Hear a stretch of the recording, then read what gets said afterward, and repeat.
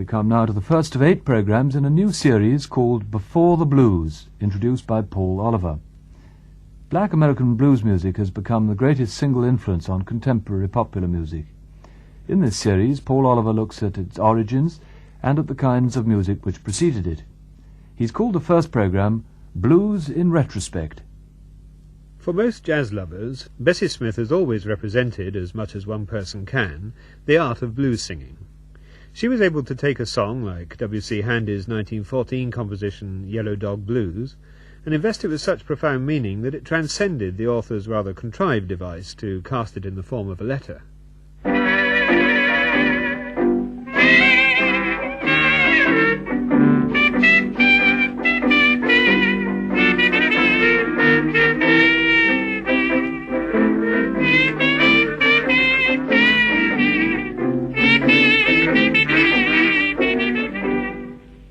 Ever since Miss Susie Johnson lost to Chucky Lee, there's been much excitement and more to be. You can hear moaning, moaning night and morn.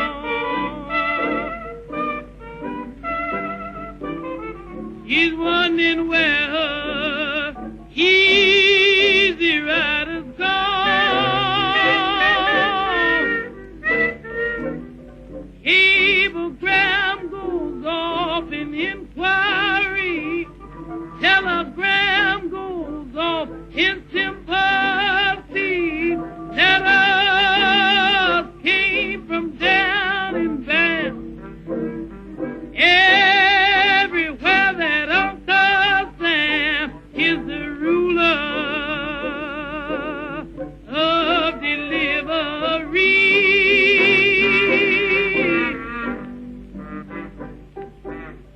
All day the phone rings is not for me. At last the tidings filled my heart with glee. This message came from Tennessee. This is your easy rider, just his bike today on a southbound rattler beside the Puma car. I seen him there, and he was on the horse. All you easy riders got to stay away. They had the vampires, but the high keep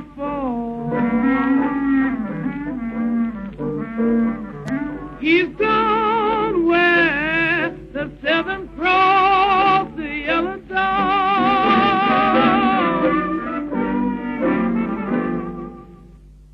In the publicity phrase of her day, in the 1920s, Bessie Smith was the unchallenged Empress of the Blues. She was a professional entertainer, a veteran of the black shows. Even if her technique was partly intuitive, it was moulded through years on the boards and was largely deliberate. Her kind of singing is usually termed the classic blues. But there was another side to blues, most jazz enthusiasts realized, a tradition which was rooted in black American working-class culture. A convict epitomized this folk tradition. He was discovered in the 1930s on a Louisiana prison farm and recorded by John A. Lomax for the Archive of Folk Song of the Library of Congress. His name was Huddie Ledbetter, though he was always called Leadbelly. And a jet black woman will make a jackrabbit hug her house. Oh, Alberto, oh, Alberto, will you tell me what in the hell you mean? The Where you been like you been drinking Benedictine? Oh, Alberto, oh, Alberto, don't you hear me calling you? Know you 3 times 7, know just what you wanna do.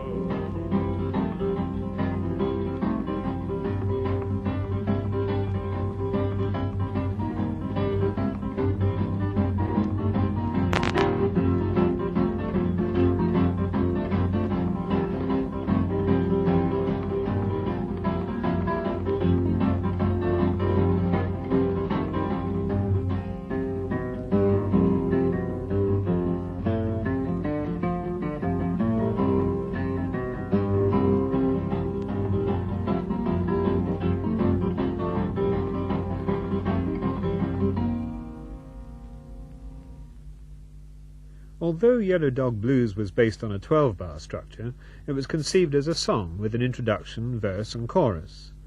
Leadbelly's Alberta, however, took what we considered to be a traditional 8-bar blues form.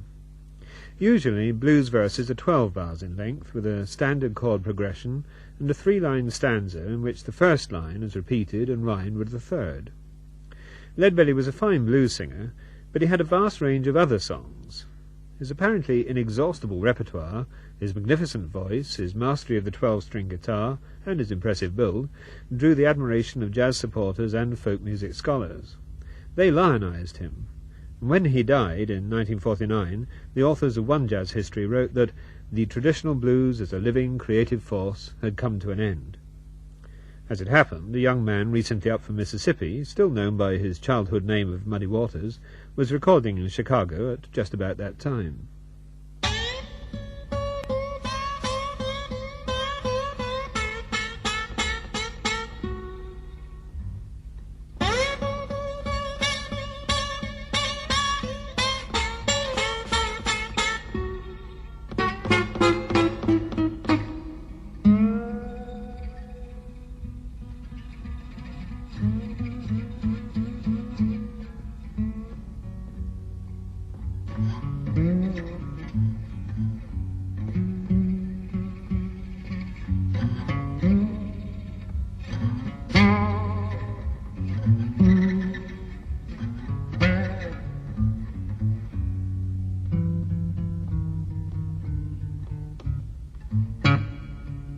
Well, it's getting late over in the evening, I feel like blowing my horn. When I woke up this morning, all I had was gone. Late over in the evening, child, I feel like blowing my horn.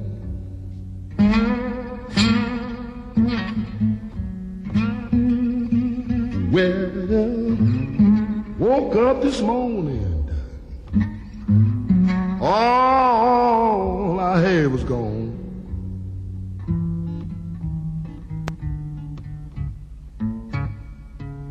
Well, Brooks running to the ocean, ocean running into the sea. If I don't find my baby, somebody gone so bury me. Brooks running to the ocean, boys. And the ocean now, look out, running to the sea.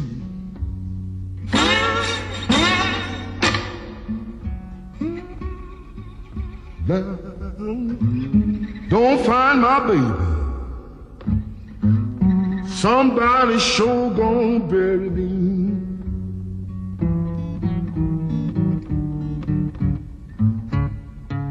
All right.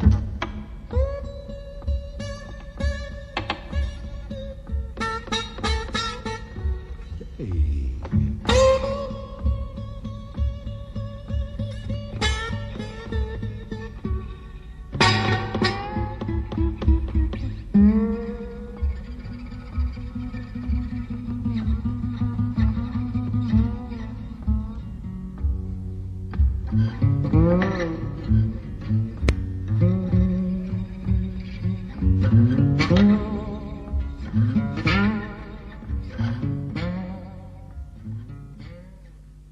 In 1950, Muddy Waters was on the threshold of his career. His vibrant guitar playing may not have accorded with the image of the folk blues, but he was one of a group of migrants from the South who were to give a whole new thrust to black music as a living creative force, one which eventually was to have a profound influence on the popular music of the world. Muddy Waters, Howling Wolf, Little Walter, Elmore James, and others shaped a form of blues entertainment in the clubs and bars of Chicago and the urban North, which was powerful and confident, and which reflected the rising aspirations of young blacks. This recording is by Elmore James with his Broom Dusters. It's the essential Chicago blues band.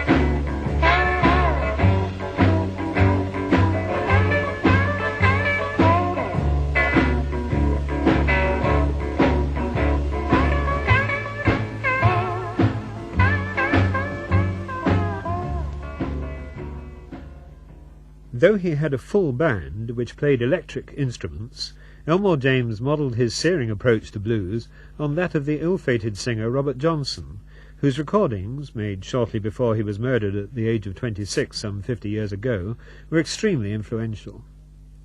Johnson came from the so-called Delta, formed by the confluence of the Mississippi and the Yazoo rivers. It was where, in W.C. Handy's song, the Southern crossed the Yellow Dog, where, in other words, the Southern Railroad crossed the Yazoo Delta line. About 200 miles north of the river-mouth delta of the Mississippi, it's flat and featureless, but it's fertile blackland country where both cotton and the blues flourished. Until the 1960s, the South was a segregated society where blacks were socially and economically disadvantaged. Blues offered them some release from their frustration and humiliation. Blues, many blues singers say, blues is a feeling.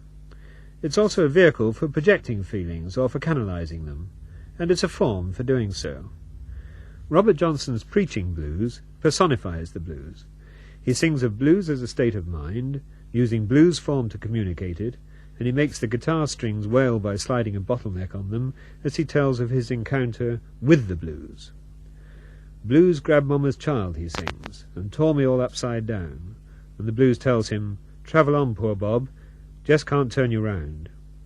He continues with formulae about the blues, that it is a low-down shaking chill, or that the blues is an aching old heart disease, like consumption, killing me by degrees.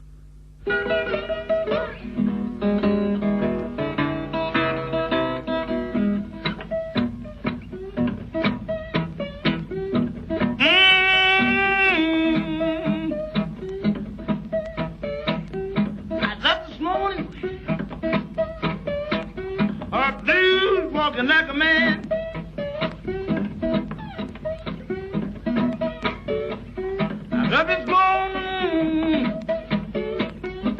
blues walking like a man.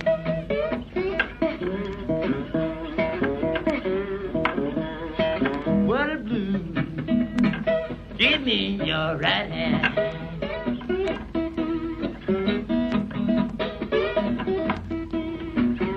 And the blues grandmama side told me all upside down.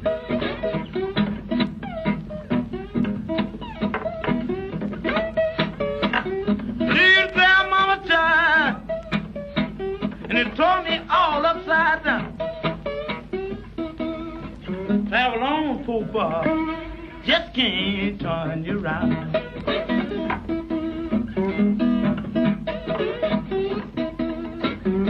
The blues, the low down second tier. Yes. Take them now.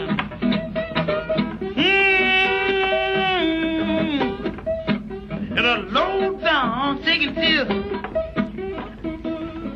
You ain't never had on my. Hope you never will.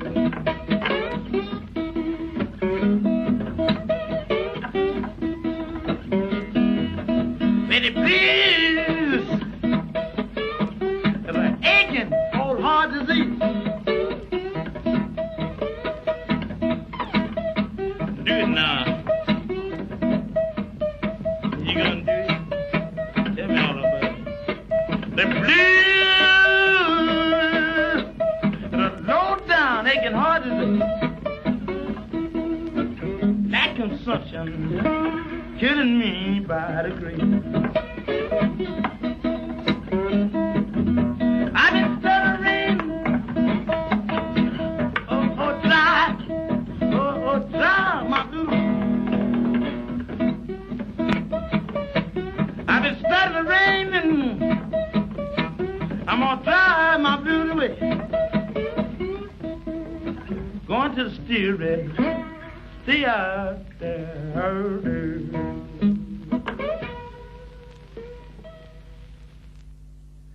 Since 1960, more than 100 books have been written on the blues.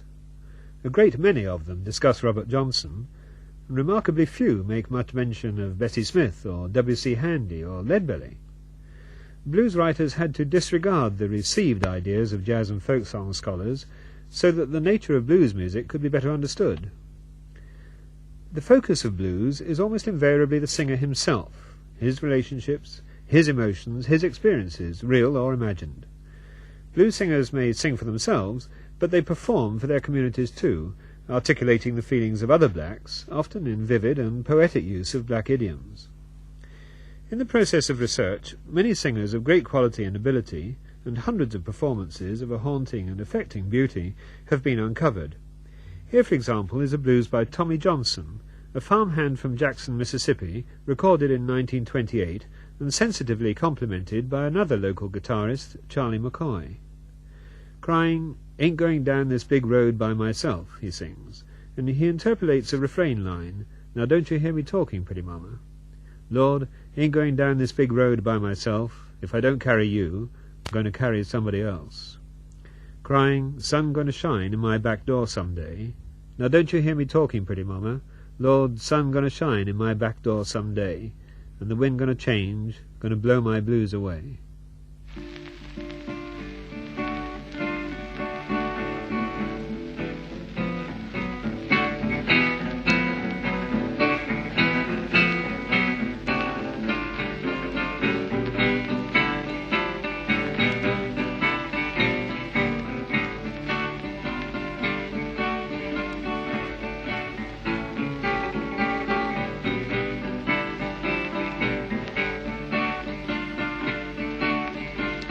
Riding going down this big road by myself. I don't do hear me talking, putting mama low. Ain't going down this big road by myself. If I don't care, you gon' care somebody else. Bright sun goes shining, my back door don't do, I don't do. Hear me me tongue and put in mama low. Sun gonna shine in my back door someday. And every gonna jingle, blow my blues away. Baby, what make you do like you do, like you do, don't you hear me now? What make you do me like you do? Now you think gonna do me like you done old Cherry Red. Take it, poor boy, money now. Sure, Lord, won't take my hand on you. Hear me tongue and put in mama, take it, poor boy, money. Sure, Lord, won't take mine. Take it, poor boy, money now. Sure, Lord, won't take mine. Crying ain't going down big road by myself. I don't hear me talking, putting mama load. Ain't going down this big road by myself. If I don't care, you go care somebody else.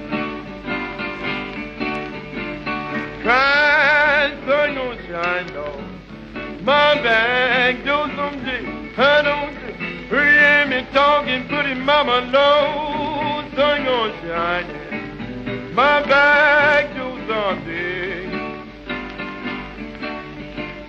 And if it goes, though my blues over.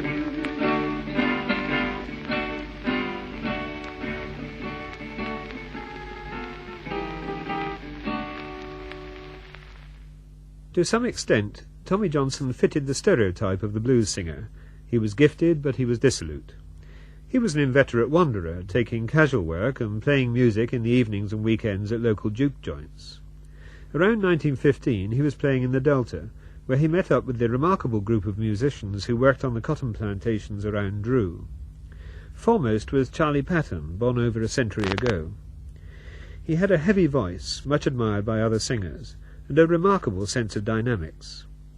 His 34 Blues was made in 1934, the year of his death. It conveys something of his power and the compelling rhythms of his playing. It's a personalized account of the effects of the Depression. He sings, "I ain't going to tell nobody what 1934 done for me. Took my roll, Lordy, I was broke as I could be. They run me from Will Dockery's," he explains, of the owners of the plantation near Drew, where he'd lived since childhood. One of them told Papa Charlie, "I don't want you hanging around my job no more." I ain't gonna tell nobody that more have done for me.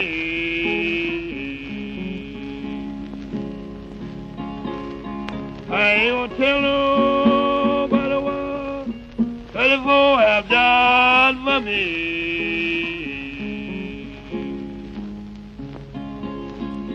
My Lord, I was broke as the knee.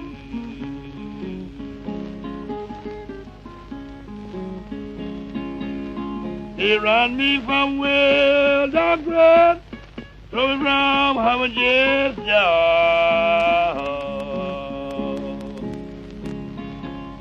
He run me from Will Dockery, throw me from Harvard's job. What was the matter? I told Papa Charlie, I don't want you hanging around on my job no more.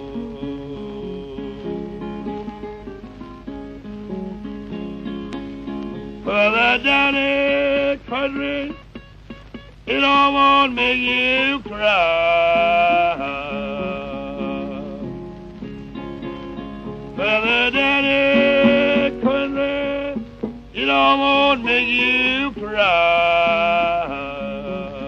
My God, women and children, black and and freight train will ride.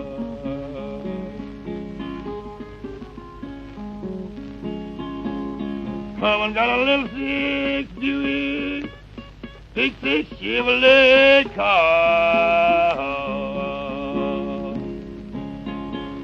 Someone got a little six Buick, little six Chevrolet car. Oh my God, what sort of car? And it don't do nothing but follow behind Harvey for the flower.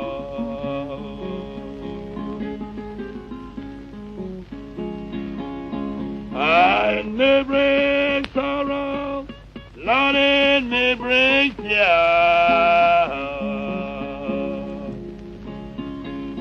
It may bring sorrow, Lord, and it may bring tears.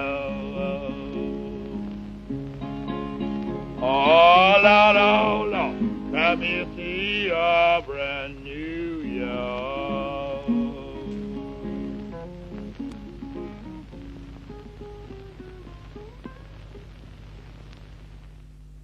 We can trace a chain of connections from Muddy Waters and Elmore James to Robert Johnson and back to Tommy Johnson and Charlie Patton.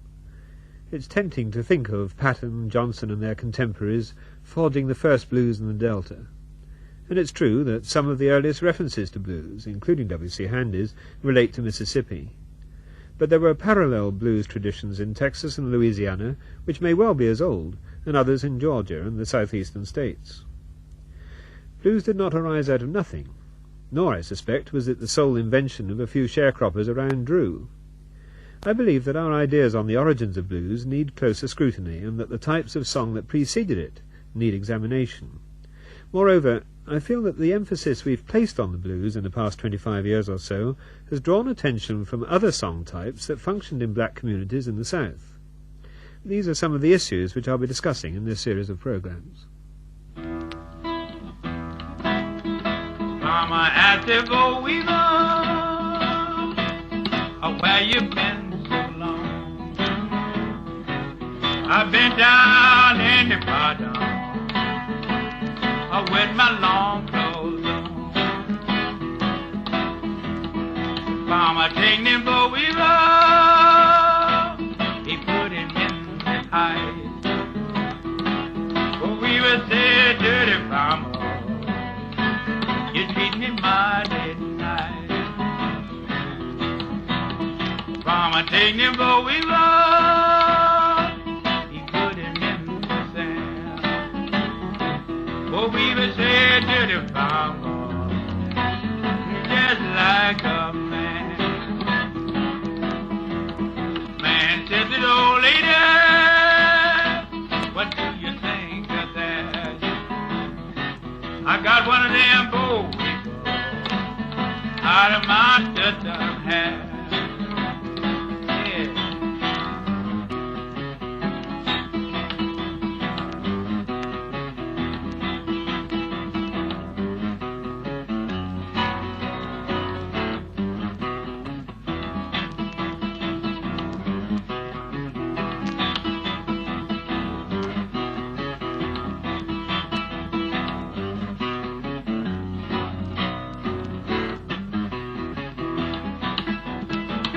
Mama told him, boy weaver, yes, I wish you well. Mama said, boy weaver, I hope you burn in hell. Boy weaver said to the farmer, I'm gonna swing right on your gate.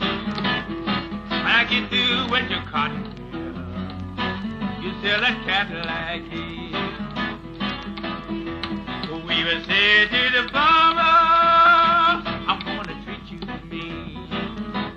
When I get through with your cotton field, you can't buy no gasoline. Yeah.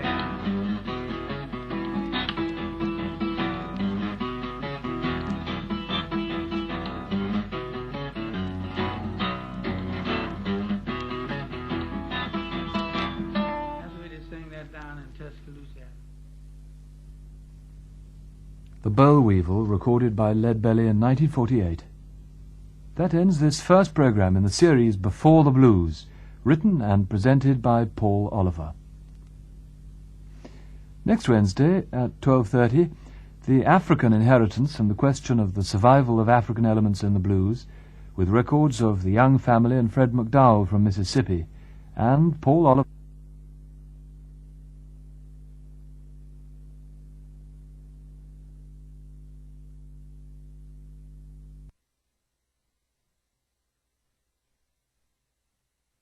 Now the second program in the series Before the Blues, in which Paul Oliver looks at the origin of blues music and at the kinds of music which preceded it. He's called this program Echoes of Africa. Blues singer Mississippi Fred McDowell recorded a century after the emancipation of the slaves. His style of blues has often been termed archaic. To some it seemed that it went back to the very roots of the blues, back in fact to Africa. Lord, I stood on a corner till my feet got soaking wet.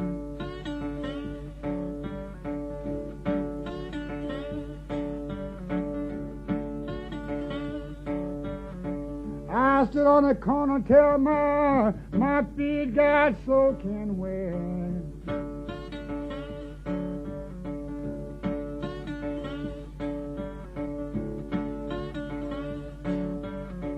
I've been waiting for my baby. I declare she ain't come yet. Lord, waiting for my baby. I declare she ain't come yet. Lord, Lord.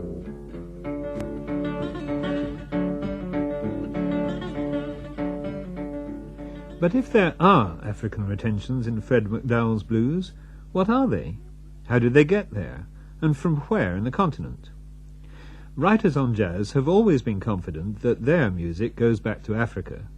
For authority, they've depended heavily on the anthropologist Melville Herskovits and the musicologist Father A.M. Jones.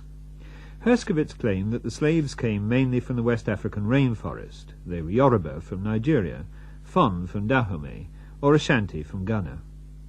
A.M. Jones, who was much quoted by Gunter Schuller in his book Early Jazz, analysed the drumming of the Ewe of Togo and Ghana. When I went to West Africa in the mid-1960s, I was thrilled to hear and record Ewe drum orchestras.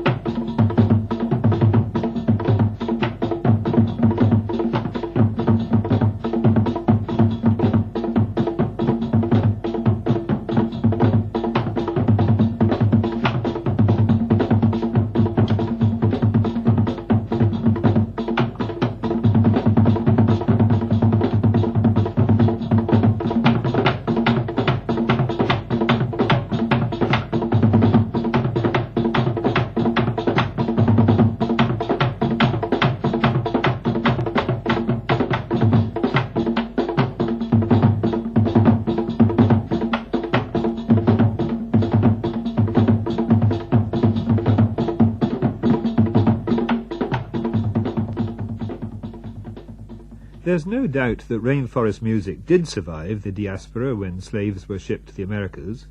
Ashanti and Ewe captives were dispatched to Suriname, in what is now Guyana, whether African-based religion and customs, stories and crafts still exist.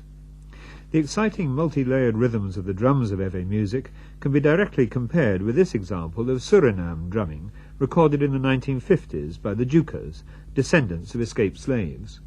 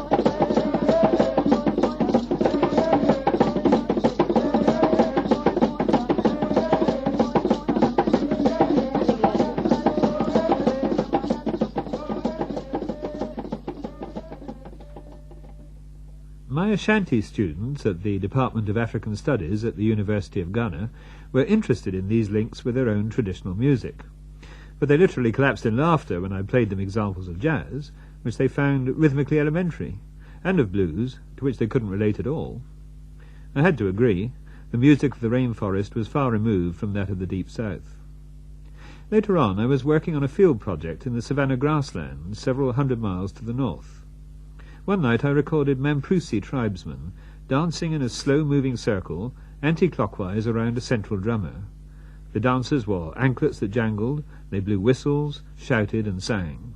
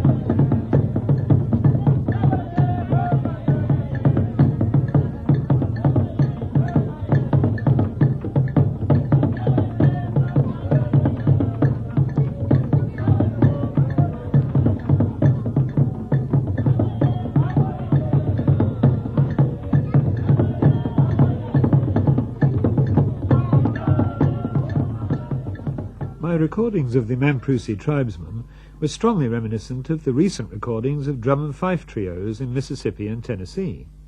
Here I thought there did seem to be a link between African music and North American music.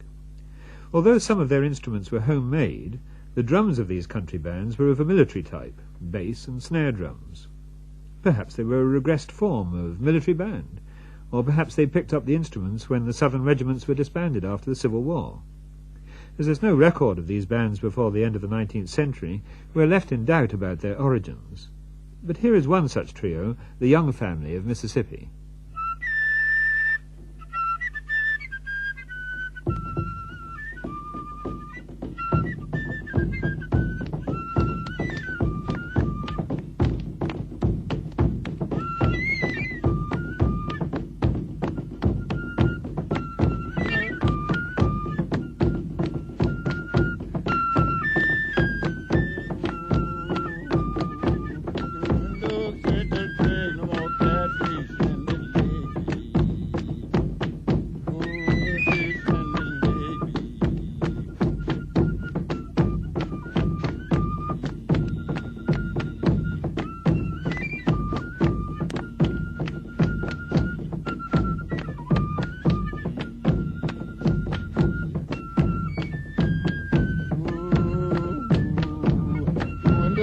sit to drink no more catfish.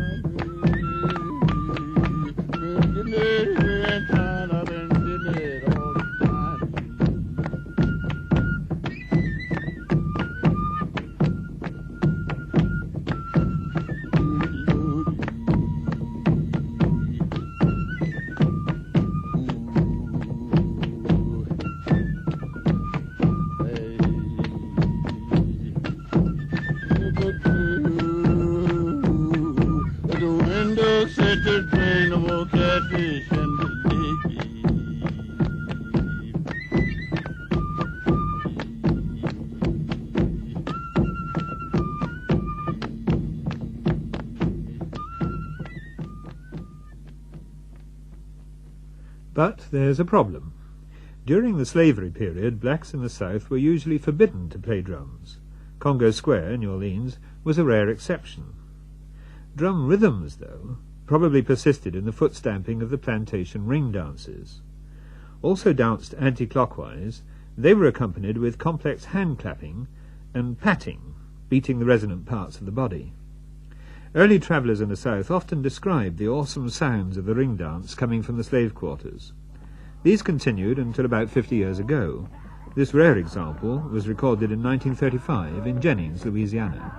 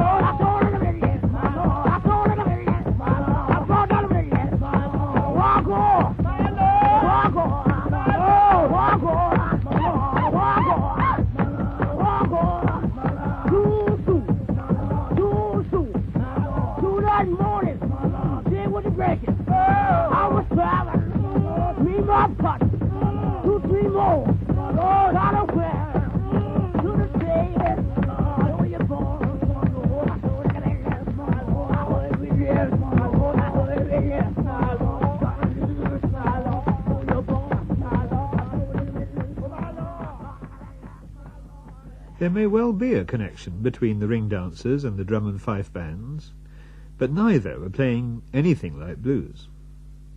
It was while I was on the same field trip in 1964 that I glimpsed an answer to the problem of African retentions in blues.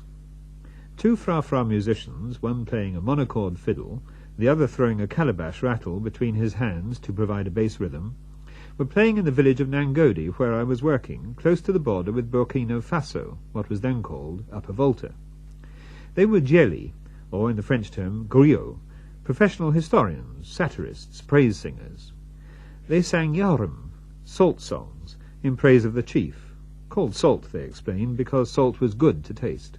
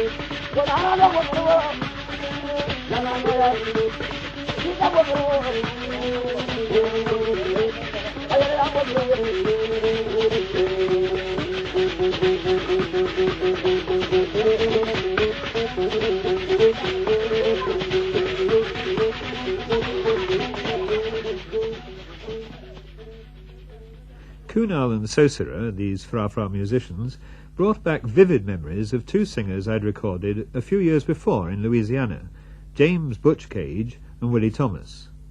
Butch Cage played fiddle, like Sosira, holding it low against his chest.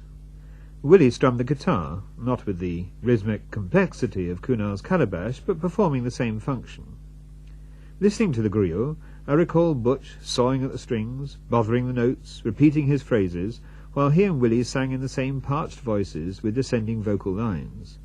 But what they were playing was blues.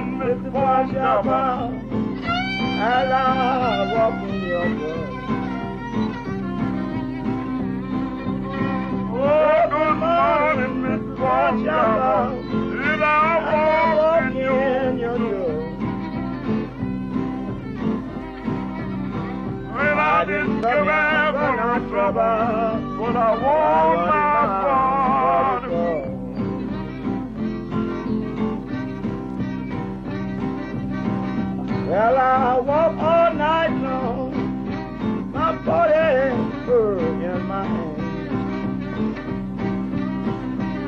I walk all night long, my body hurt in my hand.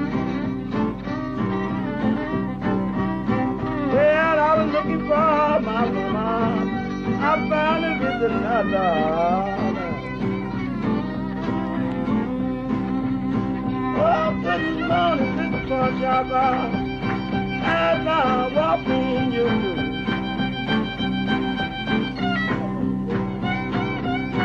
Oh, good morning, Mr. Porchapa, as I walk in your door. I didn't come here for no trouble, I just want my body. Well, my brother got a 45. Lord, if you did love of mine. Well, my buddy got out 45. Lord, if you did love of mine. I taken out left hand 44. I leave him in the barroom.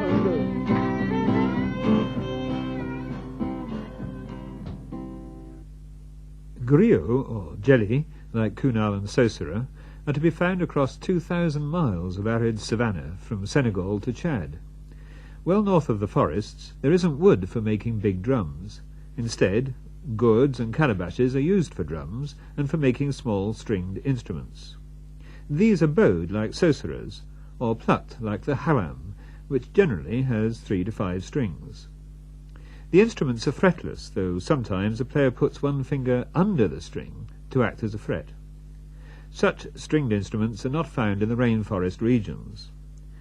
This is a solo on the kuko, a boat-shaped form of the halam, recorded in Mali.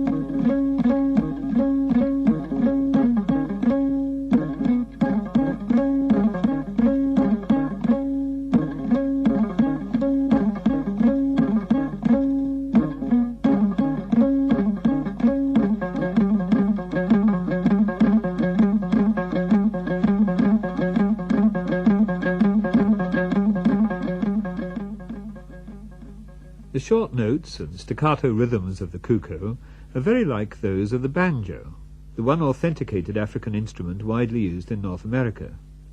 18th and 19th century writers described the making and playing of the banya, or banja.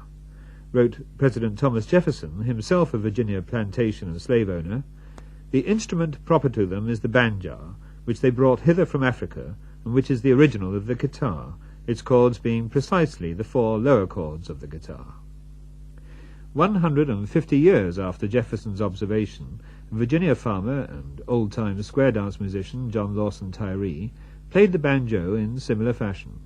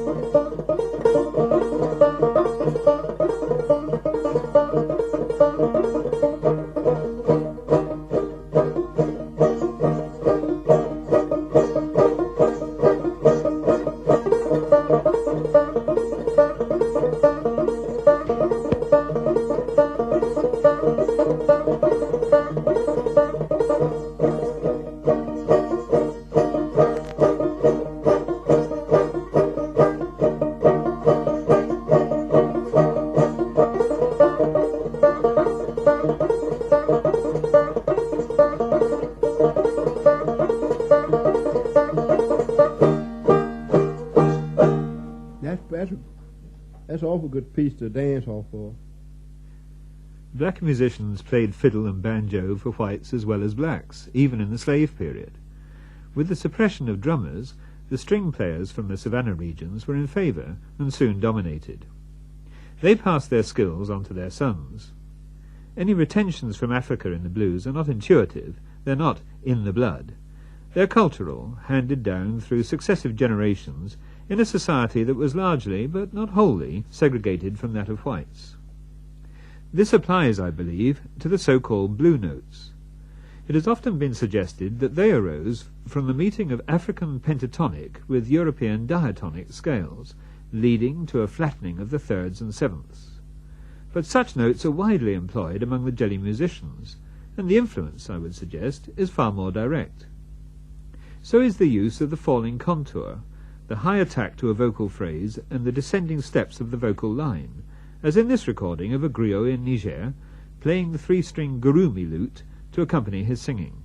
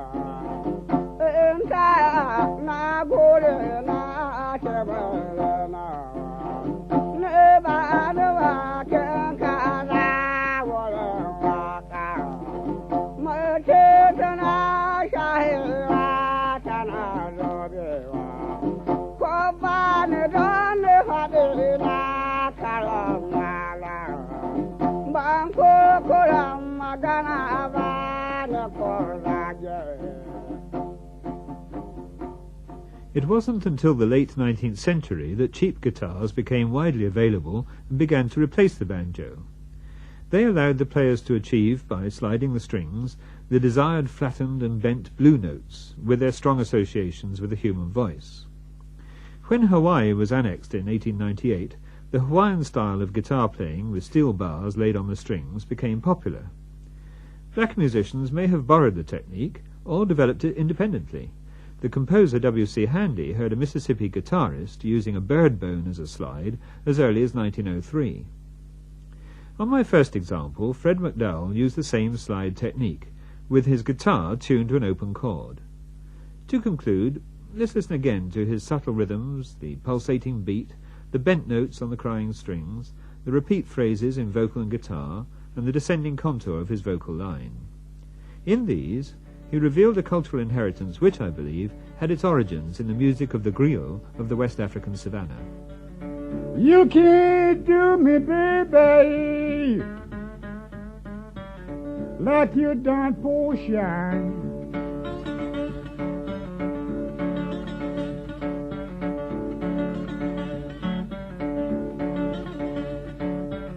You can't do me, baby, like you, honey, like you done for shine.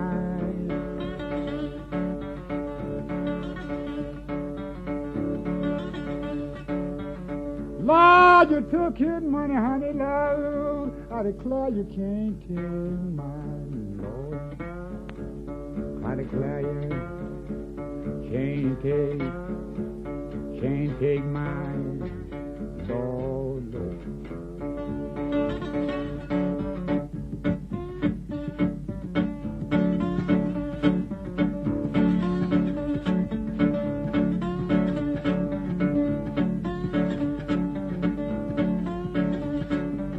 Don't come here running,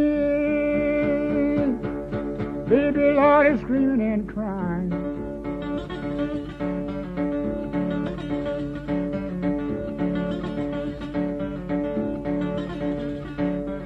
Don't come here running, Lord is screaming and crying. Lord, don't come here running, Lord, baby.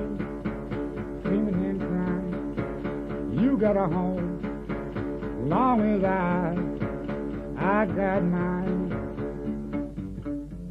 Lord, you got a home, I got mine. Lord, I heard somebody keeps on calling me. Waiting for My Baby, recorded by Fred McDowell in 1964. And it ends this second programme in the series Before the Blues, which was written and presented by Paul Oliver.